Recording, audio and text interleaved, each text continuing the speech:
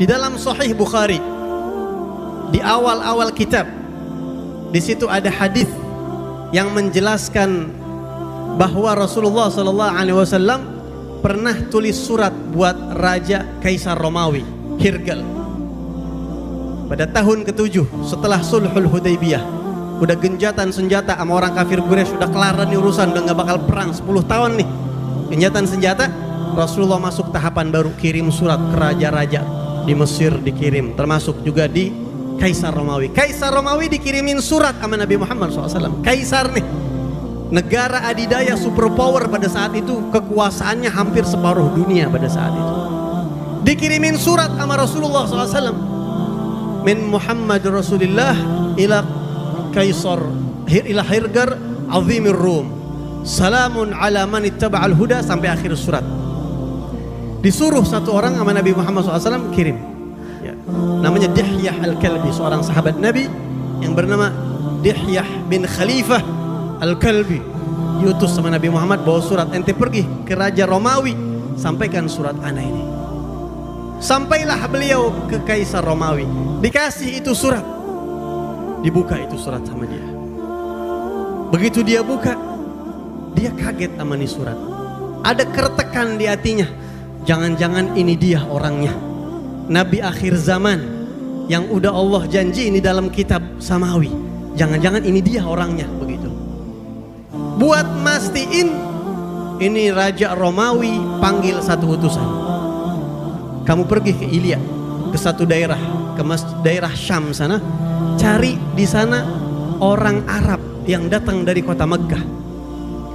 Bawa rombongan ke sini. Saya mau cross check, mau cari tahu tentang Nabi akhir zaman itu, apakah ini orangnya.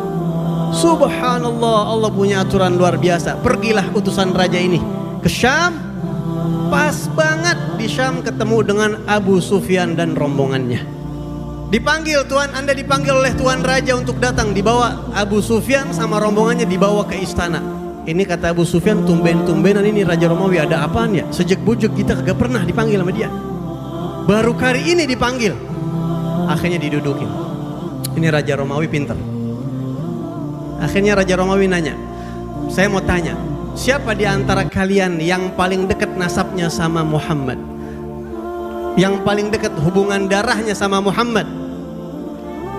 Akhirnya ya paling dekat Abu Sufyan.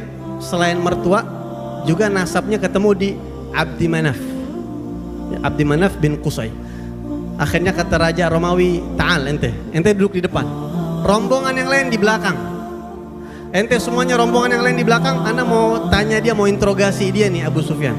Kalau dia bohong macam-macam, kasih isyarat sama ana. Jadi kalau bohongnya begini kan bisa bohong, tapi kalau di depan dia nggak bisa telingak-selinguk, nggak bisa telingak-selinguk. Udah dikunci sama raja begitu. Lu pasti jujur, gue tanya, jangan pakai bohong ya, begitu kira-kira kata begitu. Lu yang belakang awas, kalau dia bohong kasih tahu gue. Agak pulang urusannya nih kalau bohong. Ditanya sama Raja Romawi, ditanya, kaifa nasabuhu fikum? Hei kamu Abu Sufyan, ana mau tanya sama ente, ini Muhammad nih yang katanya yang lagi rame namanya, nasabnya bagaimana di tengah kalian? Abu Sufyan jawab, nasabnya bagus di tengah-tengah kita, semua orang tahu itu. Nasabnya luar biasa, Al-Karim, Ibnul Karim. Semua orang tahu itu. Pertanyaan yang kedua, atattahimunahu bil kadhib qabla an yaqul maqal? Saya tanya sama ente, kira-kira ente kepikiran nggak dia bakal bohong sebelum ngomong? Jadi kalau Nabi Muhammad mau ngomong nih, ada gak kepikiran nih jangan-jangan bohong nih, jangan begitu gak kira-kira?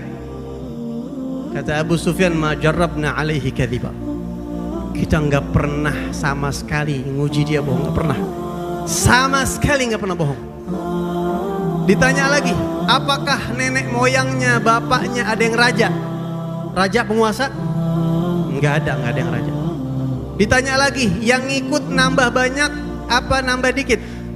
Nambah banyak. Ditanya lagi, pengikutnya orang-orang kuat, orang-orang besar apa orang-orang lemah? Orang-orang lemah. Pertanyaannya. Ditanya lagi, dia perang apa kagak tuh? Perang nggak? Suka perang nggak? Oh, perang. Alhamdulillah perang Tuhan. Oh, pakai alhamdulillah, nggak pakai alhamdulillah, belum masuk Islam ini ya. Perang Tuhan. Terus Terus raja nanya, perangnya bagaimana? Dia menang mulu apa kalah melulu? Apa kata Abu Sufyan? Ya, nanalu minhu wa yanalu minna. Imbang dah, kadang-kadang dia menang, kadang-kadang kita yang menang. Waktu perang Badar kan Rasulullah yang menang. Kalau di perang Uhud kita menang, maksudnya begitu. Apakah ada salah satu pengikutnya yang kemudian murtad? Enggak ada. Walhasil pertanyaan banyak. Akhirnya Raja Romawi nih di istana ada apa, penasehat dan lain sebagainya, dibilang, kalian saya tanya nasabnya bagaimana? Kata kalian nasabnya bagus. Begitulah nasab para rasul, nasabnya bagus. Yang kedua saya tanya, apakah dia ada yang bapaknya, engkongnya yang jadi raja atau penguasa? Kalian bilang tidak ada. Begitulah para rasul. Karena kalau bapaknya, engkongnya ada yang raja, ntar dibilang dia ngaku nabi cuma pengen ngerebut kekuasaan bapaknya. Tapi ternyata enggak. Saya tanya apakah dia berbohong? Kagak. Begitulah, bagaimana mungkin dia bohong membawa nama Allah Subhanahu wa ta'ala. Saya tanya kepada kamu, apakah pengikutnya orang-orang lemah atau orang-orang besar? Kamu jawab orang-orang lemah. Wahum atba'ur rusul. Begitulah para pengikut Rasul, rata-rata recehan, kalau kata Habib Muhammad bin Husain. Terus saya tanya kepada kalian, apakah perangnya itu bagaimana? Kata kalian perangnya imbang, kadang dia menang, kadang itu. Begitulah.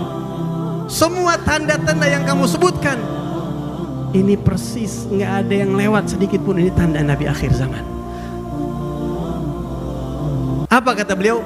Andai kata saya bisa samperin, saya bakal latajashamtu liqa'ahu, saya bakal maksain, kalau ada dia dekat saya nih, saya bakal maksain nemuin orang ini, wala ghasaltu anhu qadamah, dan saya bakal cuci kakinya Nabi Muhammad SAW.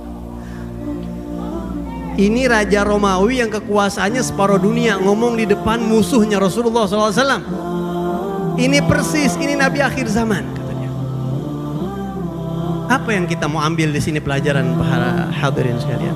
Raja Romawi hafal sifat Nabi. Walhal dia bukan umat Nabi, umat dakwah, dia bukannya orang Islam. Dia hafal sifat Nabi Muhammad.